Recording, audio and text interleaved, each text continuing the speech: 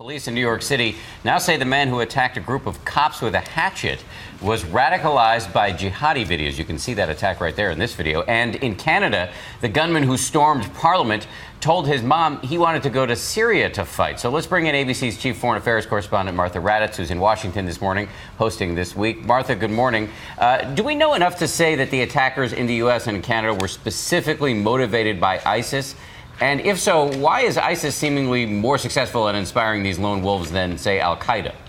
Well, they seem to have been inspired by ISIS indeed. You know, this has been the central focus for ISIS. This is how they operate online, reaching out to these disaffected so-called lone wolves who are essentially looking to join a group, find an identity. The traditional al-Qaeda did not have that as a goal, except in later years with Anwar al-Awlaki, who tried to do the same thing with online publications. But ISIS is very good at it, Dan.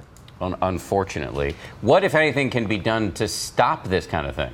You know, it's really such a daunting problem. You can track people who try to go back and forth to Syria or Iraq, but if you have someone sitting in their basement wanting to join a group of terrorists, it's awfully hard to track them, and I think everyone agrees this will happen again, and there really is little to do to stop them except to try to counter the message somehow. Right. The trick is, do you try to stop them before they go overseas, or do you keep them here where they're even more of a danger to the rest of us? A tricky, a real conundrum for law enforcement officials this morning. Martha, thank you. It is indeed.